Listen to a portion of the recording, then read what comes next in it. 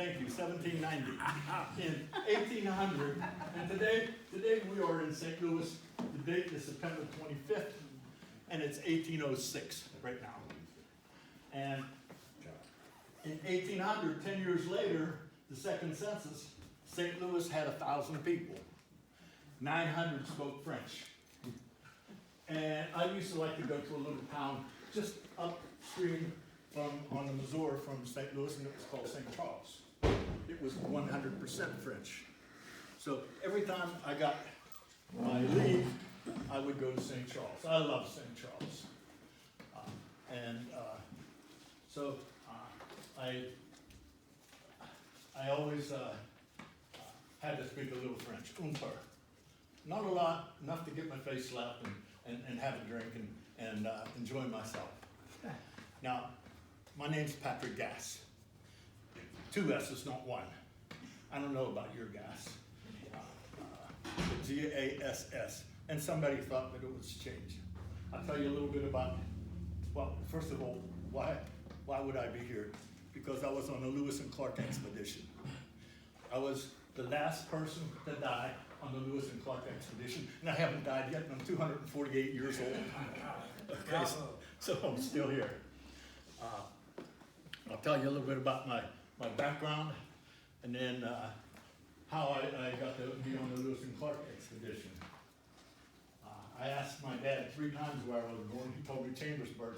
Everybody else said I was from Falling Springs. I don't know where Falling Springs is, but I know where Chambersburg is. By the time I asked him 3 times, he got a little irate. But Falling Springs is just really just a stone house with a mill on it. And right now, it's a Penn State extension in Chambersburg. It's only one building, so really, Falling Water, there really wasn't much there. My dad's name was Benjamin. My mother's name was Mary McLean. My name is Patrick McLean Gass. Okay. I have 5 brothers and 2 sisters. There were 8 of us, 5 and 2, 7. Oh, me. Let me say that. So there were 8 of us. I was the eldest in the family. I tried l'école en school, école en français. I didn't like school. My mother taught me to read. She taught me to write. My dad taught me math. Now my dad had a mill. Every place we lived, my dad had a mill. But he did not grind up. He did not grind up corn. He did not grind up wheat. He did not do buckwheat. He ground up another material to make material. What was that? Sawmill. What was that? Sawmill. A sawmill? No, he didn't have a sawmill. It was a plant. Flax. Flax. Little blue flower. He had flax. And flax was made into Linen. It was made into linen. And if you had a white linen suit, that was the cat's meow. You know, that was pretty nice to have a white linen suit. Well, so I stayed with my dad and worked there for well into my teenage years. After that, I kind of got itchy. My brothers were getting older and they could help my dad. And so I wanted to learn to be a carpenter. So I went to Lancaster, Mercersburg, both of them, and that's OJT, right? On the job training. That's where you learn that trade. So I learned to be a carpenter. I worked on Ben's house, Ben Franklin. I worked on the only president from Pennsylvania, and that was James Buchanan. Buchanan. Thank you very much. Buchanan was the only. Eisenhower had a farm down there, but Eisenhower wasn't from Pennsylvania, but and his farm's still there, down at Gettysburg. I became a carpenter, and then they had the same thing happen that they had when back in the 40s, 50s, and 60s. They had a draft, and they would draft you into the militia. And in 1792, my dad was drafted, and he had to go to the militia. Now, he had, what do we have? 7 and 2. He had 7 boys at home, or 5 boys at home and 2 girls. I couldn't let my dad do that, so I went to the militia at the age of 21, okay? I went into the militia. First place they took me was down into Tennessee. I went there, and from Tennessee, I went over to Illinois, Fort Cass. Sergeant Bissell was my sergeant. When I was there, I got to know the paymaster. And the paymaster was, who was the paymaster? Fred knows. Who was it? Fred knows. Meriwether Lewis. Meriwether Lewis. Was the paymaster, so I got to know him well. I was a sergeant at the time, and sergeants made a little bit more than the privates and the ensigns. You know, I got $15 a month, 50 cents a day. That was my pay. But I knew Meriwether Lewis. Now, Meriwether Lewis was a personal secretary to Thomas Jefferson. Thomas Jefferson. And being the personal secretary, well, they grew up together. They lived on a farm in Virginia, and they were not far apart. And Meriwether Lewis, he was, the president put his finger on him because he wanted him for that job. 3 times I'd already tried to go on the trip out west, and 3 times it failed. And this was going to be the 4th time. So the president appropriated $2,500 for the trip. The trip on today's money was just a little bit over $38,000 is what they spent. They were gone 2 years, 4 months, 10 days. That's how long they were gone. And they got the boat. They got the boat where? Elizabeth, PA. A keel boat, Yep. 55 feet long, 8 feet wide, had 22 oars on it. They had, once they got down around Wheeling, they had to get the horses out and pull it down river. There was no water in there. You know, a foot deep or so, just couldn't make it. And they were charged $2. Meriwether Lewis was a little ticked off at that. He said, that's a little irate. Price is too high, $2. They pulled them over 3 sets of riffles. Now, you could also take another talk and do the eastern trip, going down the Ohio. I'm gonna get you to St. Louis, and then we're going out west. We're not there yet. So, I met Meriwether Lewis at Fort Cass, right across from St. Louis. And I asked him if I could join the trip. He said, we already have 3 sergeants. And that's all the money we were appropriated. So I got to break it back to a private. So I went back to private so I could go. I was the last person to be called, and I was a carpenter. Last person called to go on that trip. It was called the Corps of Discovery, and CORPS is Corps. Even though it has an S on it, we don't call it corpse. That's a body, okay? And so they took me on, and the Corps of Discovery was a military. Everybody was single. I was second eldest.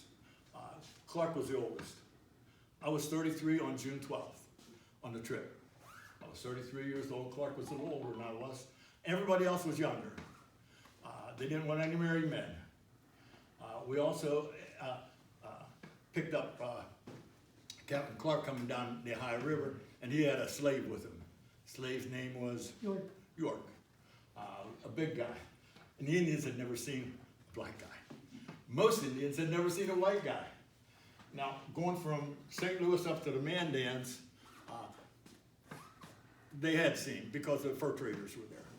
They knew that. But once you got to the Mandans and you started out through Montana, not too many white people.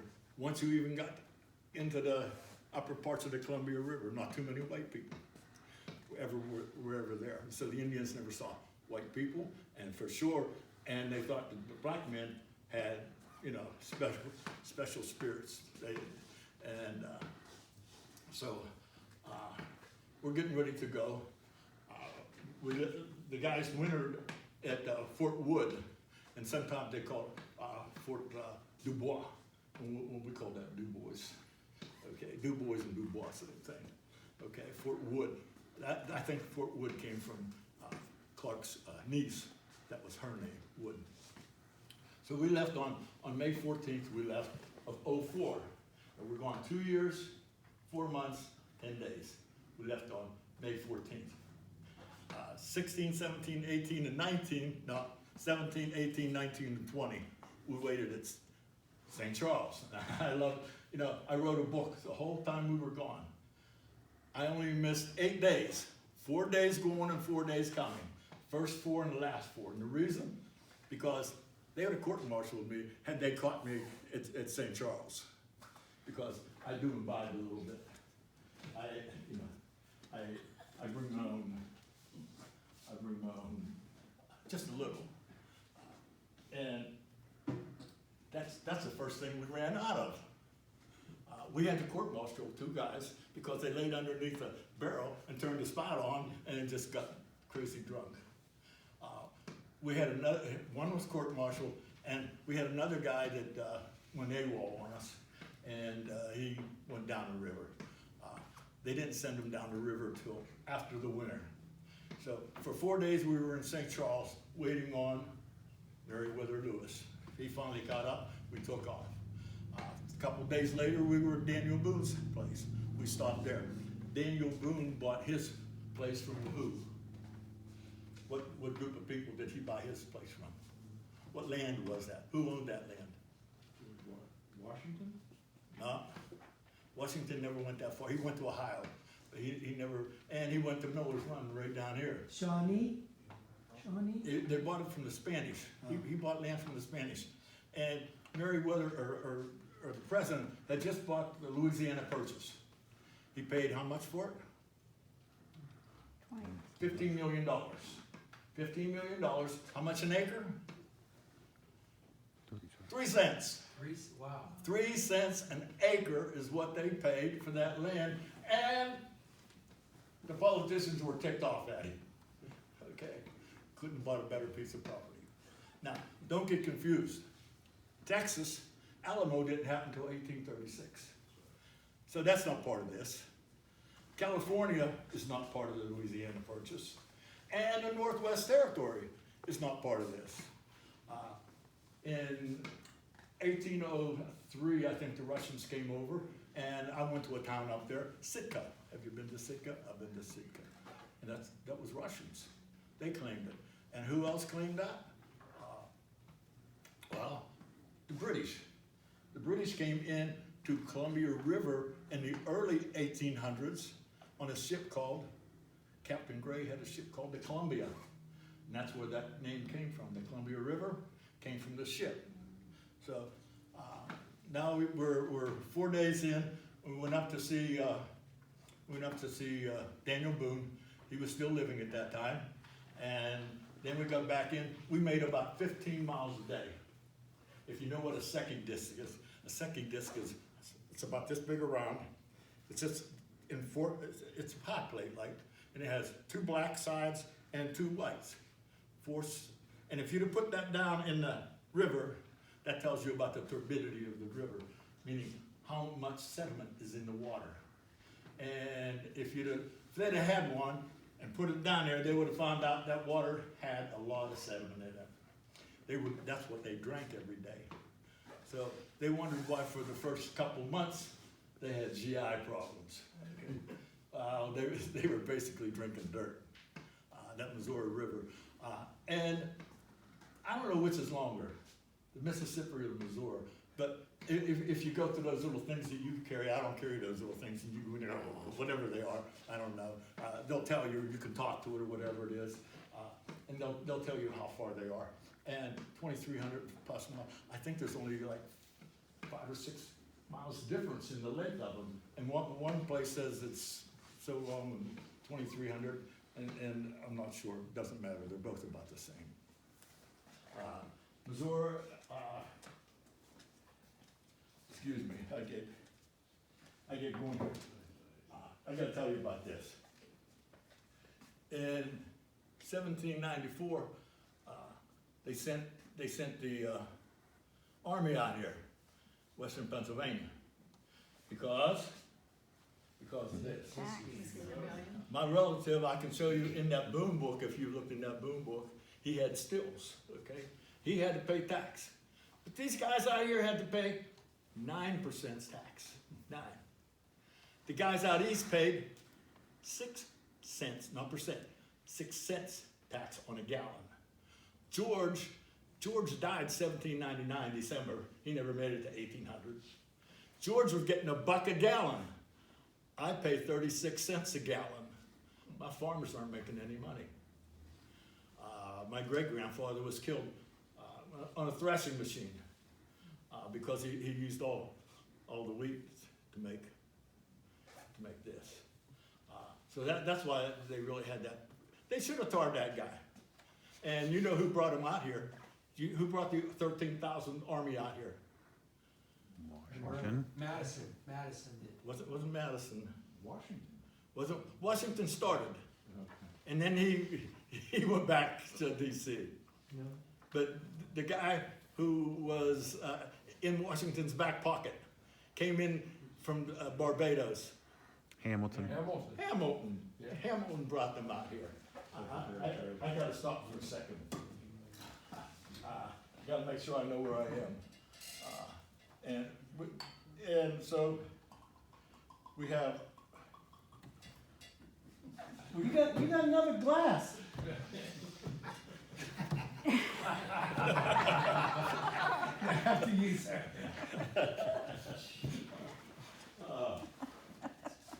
I was telling before, my wife doesn't approve of me imbibing.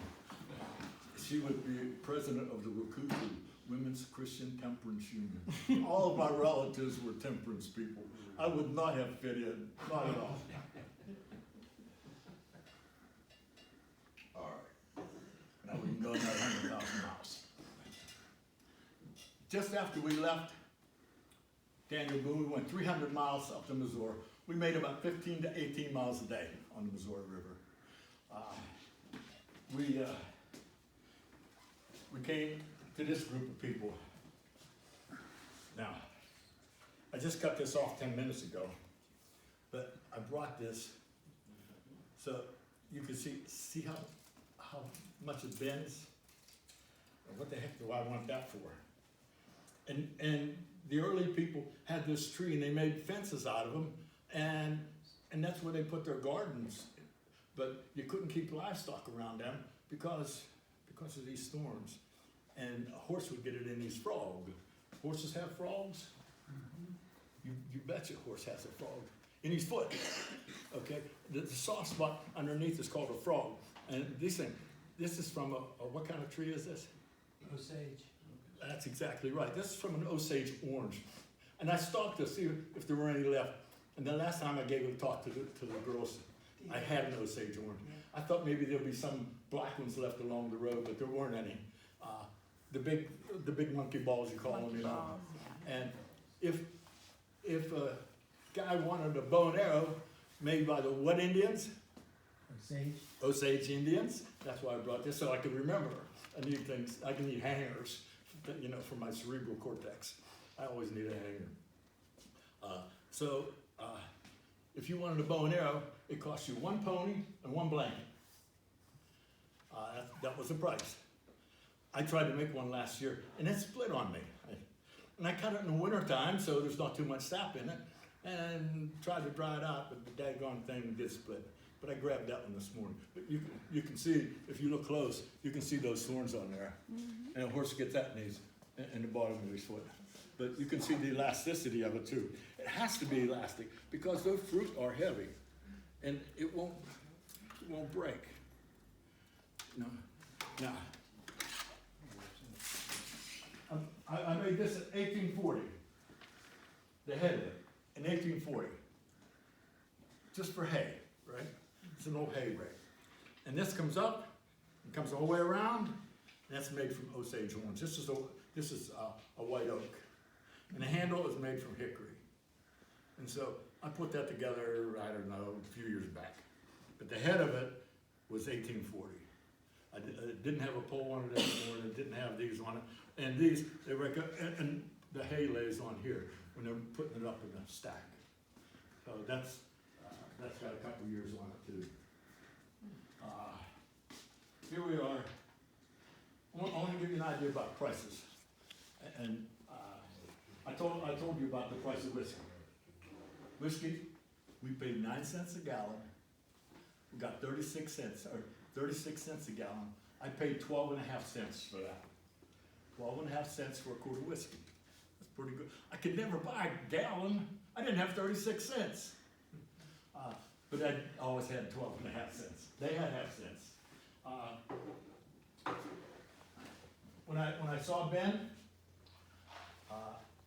1784. 1784. Aspetta. 1784. 1784. That was, he died 1790. He was born in 1706. He died in 1784. When I was working for him, I got these glasses. They cost me 68 cents. My suspenders cost me a quarter. Actual factual, real prices. For my girlfriends in St. Charles, 12.5 cents for 3 pounds of chocolate. 12.5 cents for a handkerchief. Somewhere in my pocket, I always carry a pocket knife. Everybody carries a pocket knife. One of the first things my dad gave me was a pocket knife. Everybody had a pocket knife. I still carry a pocket knife. I had to go to the hospital Thursday. First thing I did was, check you out. I had to give him my pocket knife. I got it back, but didn't understand that. I'm glad I'm here today. I was in the hospital all day Thursday. I never know what's going on. This is an actual uniform. My pants aren't. They had painter's pants, and they were white. But this is the actual coat. This is the actual hat that they had. Everybody, when they came back, nobody had uniform. Nobody. The Indians took all the buttons. They took all the coats. They took their shoes. They took the hat. They took everything. They had to trade for food, and that's the only way they could get food. Going out, it wasn't bad. Wasn't bad till they hit the Bitterroots. Bitterroot Mountains, bad news. They had to kill their colts. They had to kill things to be able to eat. We're still on economy. A handkerchief, 12.5 cents. Chocolates, 12.5 cents. My almanac from Ben, 12.5 cents.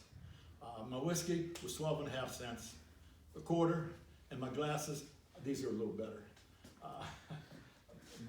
These really aren't, but, and these things are, they're as older than dirt.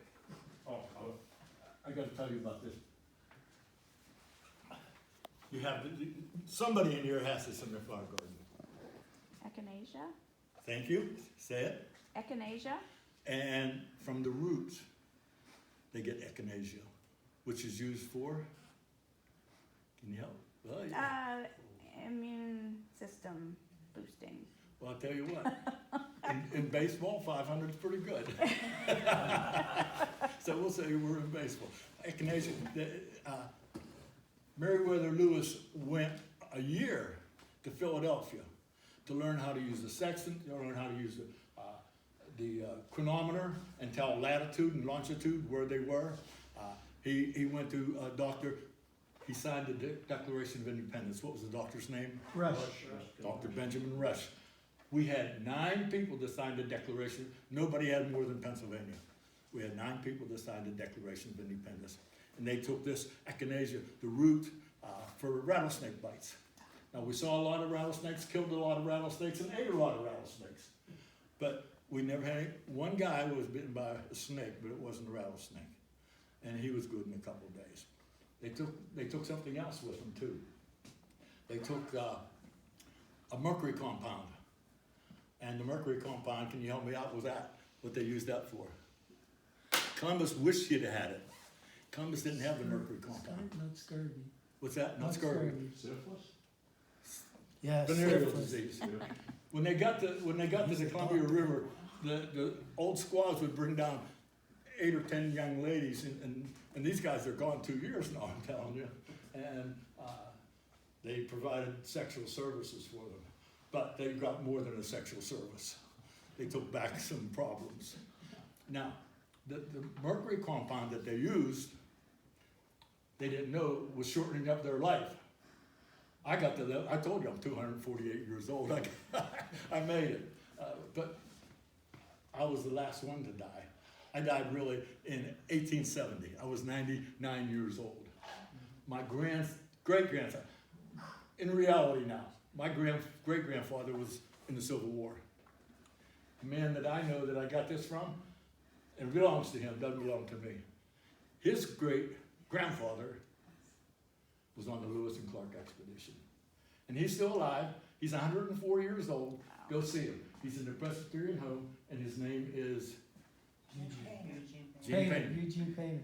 He has over 600 acres out here in Washington County. But at 104 years old, he can't do much with it. I better get on to our trail. We left the Osage Indians. We went at least 4 more places where we saw Indians. The Sioux, always the Yankton Sioux, and the Teton Sioux were bad. Teton, we had to turn the gun. We had a big gun. We turned the gun on them. We didn't use it, but we told them we were going to blast them, and they let us go. Teton Sioux were bad. We finally got to the Mandans, and I'm only putting this up here because don't forget, there was nothing there. We didn't know where we were going. There were no state lines. There was no sign that said you're now entering South Dakota, you're leaving Idaho, or you're leaving Idaho and going to Montana or whatever. Nothing there. Nobody ever been out on that. We got to the Mandans at late October, early November. We put a fort up there. Now, here we are. Here's St. Louis. Here's St. Charles. Here's the river. Sergeant Floyd, on August 20th, died. The only person we had that had a problem. What was the problem? They suspect his appendix burst. And so today, what do you call it? Peritonitis. Peritonitis. That's what he got. He got peritonitis from a ruptured appendix, and that was the only fatality we had. We caused a couple fatalities, but we didn't have any more. 2 days later in Elk Point, South Dakota, I was elected sergeant because he was the carpenter. Now I'm the head carpenter, and I get a little raise in pay. That was nice. So, and how many years ago? In 2006, Gene Painter went to Elk Point, and they presented him with a plaque. And he was 90-some years old. Okay. Here's the Mandans up here in North Dakota, and we were there from November 2nd to April 8th. Every place we went, they gave the chief, Indian chief, a big medal. Lesser chiefs, smaller medals. We gave them food. We gave them here. There we go. Here's what the women like. All the women like these. What is it? Oh. An all. It's an all, okay? Because they made their clothes out of elk skin, and if you hit it with a knife, it's going to tear it. But when you had an awl and you just punch a hole in it, then you could put buttons in it or whatever. They liked fish hooks. They liked awls. They liked beads. The blue beads were the best. We used that. We had a corn grinder, and the chief at the Mandans, he took it apart. He took it apart and made arrowheads out of it and things. But he'd have been a lot better off grinding up corn for his people. So we spent the winter up here, very cold. They left the boat in the water. They found out in February they had to go out and dig it out. Okay. And so in April 8th, we left the Mandans. Here we go. Now, right up here, you see down Yellowstone's coming down here, and Missouri's coming out. We got up here into the end of Montana, and we had some falls there. And we had what's that called when you take your canoe and Portage. portage. En français again, porter is the guy who does what? Carries. So your porter carries. Porter en français, porter is to carry. So then, now I'm the carpenter, and we had to take the trees, come on, there's my 30-second delay, cottonwood trees. They grow big. We had saws, we cut them down, made slices out of them. Now our canoes were big. We had 60,000 pounds of material. That's 30 tons. And a keel boat, which we didn't have anymore, because the keel boat went back to St. Louis in the spring. Now here the spring is, we're going the other way. We only have canoes. And we have, and I always thought that, what are those little boats called? Pirogues. Yeah, I thought that they were to be eaten, you know, bros. Those were the little boats. We had one of those. And pros are those, but they carried a lot of weight, flat bottom boats. And up here, we had the falls in Montana, 18 miles of falls. They're not there today, they're all underwater. And so 18 miles of falls, we made a mile a day. We had these big slabs, cut them up, made wheels out of them, put our canoes on there, and that's the worst place we had for grizzlies. Grizzlies just kick our butt. We had one grizz, shot him 10 times before he went down. We had another grizz, 3 guys jumped into the Missouri River, 20 feet down, off a cliff to get into the river. The bear didn't chase it. And grizz, they don't climb trees. We had one guy, 2 hours, he waited up a tree for a grizz to leave. The grizz were bad. Here we go. Come down to Three Forks. And at Three Forks, the river split up, and so they named the rivers, one for the president, who was Jefferson, one for the Secretary of State, who was Adams. Adams? Madison. Madison was the secretary, and the Secretary of Treasury was? Gallatin. Thank you, there you go, Albert Nice. Gallatin. Yeah. He was, and so they named these 3 rivers after those 3. And if you want to take your group to on a trip down the river, Albert Gallatin's place is still there. It's on display if you have been there. Friendship Hill. Yeah, nice. It's a nice day trip. So we got the Three Forks, and we split up. Clark took one route, and Lewis took another route, and Lewis had Sacagawea with him, and Charbonneau, her husband. She had a child that fall, or that winter. In February, she had a baby. She was only 16. Charbonneau had 2 wives. He left one back at the man dance, and really, they didn't know. She only knew of the Indians that she went with, and so she didn't know the language of all the other Indians. So they didn't help them out too much. Going up, the French fur traders were the ones who helped because they lived with the Indians, and so they didn't have anybody to really help them except those fur traders. So we're out here, Three Forks, and we finally, when I'm trying to think dates, about August. We're in August, and we finally find some signs of Indians. We split up, and Lewis found signs of Indians, and they were the same tribe that the girl was from, Sacagawea, and so she could speak their language, and she knew a girl. They called her Jumping Fish. That's the first person she saw, and everything was good. And then they found out that Chief Camaway was her Brother. her brother. The chief was her brother. So they got horses from them. We're at the end of the line for the river. They got horses, and they stayed there for a while, and they went on, and they gave him a guide. The guide's name was Toby. Toby got him lost. 18 days they spent trying to get through the Bitterroot Mountains.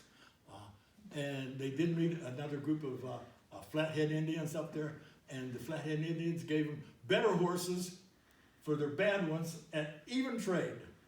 And they bought 25 more horses at $4 a piece. So they spent $100 on 25 horses. Now they had almost 60 horses total. So they were good. Getting through the Lolo Pass, and at Lolo Pass was the Continental Divide. Help me out, what's the Continental Divide?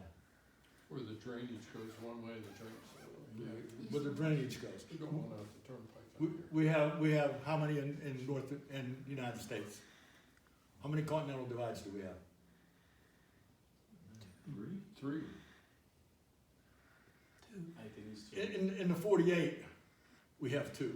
Two. We have one on the Appalachian right here. Right. If you go east, then all the water on that side goes to Atlantic Ocean. Atlantic Ocean, goes down into Chesapeake Bay. And then anything on this side, anything here, goes right down Mississippi. to the Mississippi. Over there at Lolo Pass, everything either goes back to the Mississippi or Pacific Ocean. So here was August, we've gone almost 3,000 miles now, and they didn't know how many more thousand they had to go. They had to go 4,000 miles. That was their trip. 4,000 out, 4,000 back. They had a hard time, they ran short of food, they had to kill some of the horses, they had to eat horses. They had 12 inches of snow going out. They finally met these Indians when they got to Lolo Pass, and they were called Lanez,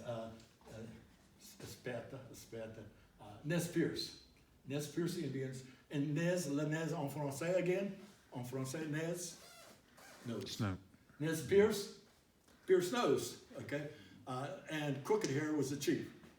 And he kept all their horses, he kept their monies, he kept their ammunition, he kept everything they had for them. He showed them how to make canoes, and they went down and finally got down to the Columbia River. Columbia River was wide. At the mouth, it was 3 miles wide. So they got the whole way to the end and down to the Columbia River. They had the Chinook Indians on the top, and they had the Clatsop Indians on the bottom. And they were there for December, November, December, January, February, and they pulled out in March. All the time they were there, they had 6 days without rain. 6. Bad news. The Indians wore nothing below their belly button. And no shoes, none of them wore shoes. Men and women, nothing. You could give them a short arm inspection, just vision right away. The Chinook Indians on top, they'd steal everything you had.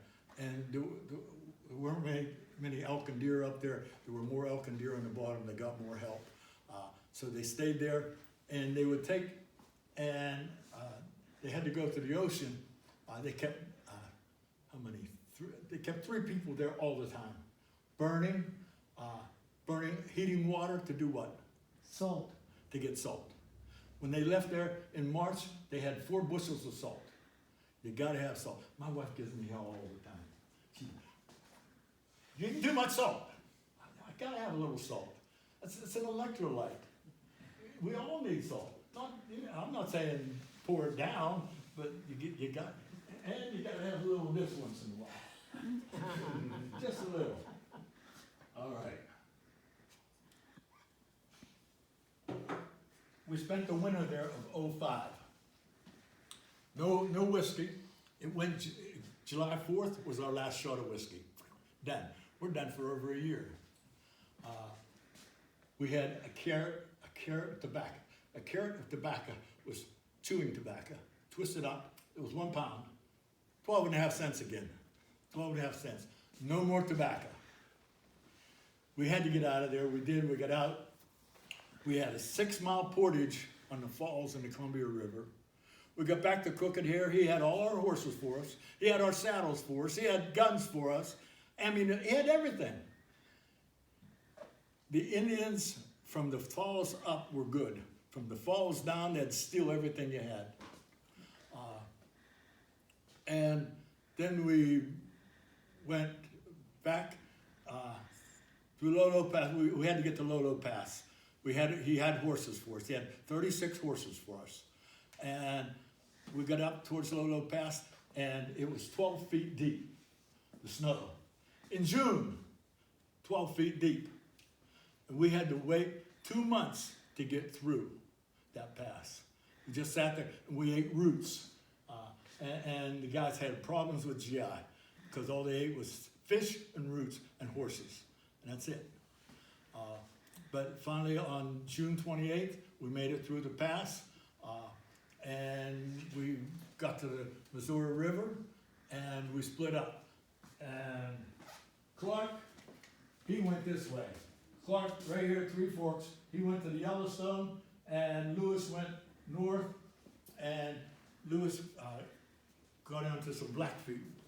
He thought everything was gonna be all right, and so, Blackfeet were the Indians, and they came down, and, they stayed with us one night, and we woke up in the morning, and one of the Indians was stealing our guns and our horses, and so one of the guys took him, got that penknife out, and put it through him. He was done, that Indian was done. Lewis shot another one, gut shot him, so if you're gut shot, might as well be done anyhow. You can't make it. And we got out of there, and finally, we got back to the Missouri River on the run. We got canoes, and two bad things. Mosquitoes were awful. Out of context. I went to Michigan, 69, and in the summertime, black flies are so bad. I mean, they just eat you alive. You don't even know they're eating you, and blood just runs down. And they had trouble with mosquitoes and black flies. So here we are. They wanted to check the Maria River out and where it went, and we were supposed to meet Clark back here at where the Yellowstone and the Missouri meet, and he was ahead of us, but we did catch him. And Lewis was out on an island down there, hunting elk, and one of his buddies was with him. You remember what happened? Fell off a cliff. Well, one of them did, and then something else happened. Hmm. This guy did. He should have had glasses on, but he didn't. And you know, everybody was in buckskin by now. Everybody's in buckskin. We had buckskin, and I've had this since I was 10 years old. Everybody had one of these. You know, I've had that since I was 10 years old. Seriously, everybody had one of these hats. That doesn't fit me anymore. But, and he got shot in the butt. His buddy shot him, and they thought the Indians were after him. But when they dug the lead out of his butt, it was a .55 caliber. And they knew it was one of their own. And there was only one other guy out there. So the whole way back, he had to lay on his belly in the canoe. Lewis did, from getting shot in the butt. We stopped at the Mandans. We got rid of Coulter, John Coulter. Got to tell you one more thing, and then I don't know how I should have looked. We've been at about 50 minutes. I went to a program last week. The guy went for 2 hours on Grant, Ulysses S. Grant. We had one guy, John Coulter. And if you go to Yellowstone today, you'll see Coulter's name all over the place. But Coulter was there with us when we went through, and he went back. But the Blackfeet caught him. He and his buddy, the Blackfeet caught him, stripped him down, buff, and nothing on their feet. We always wore 2 pair of moccasins.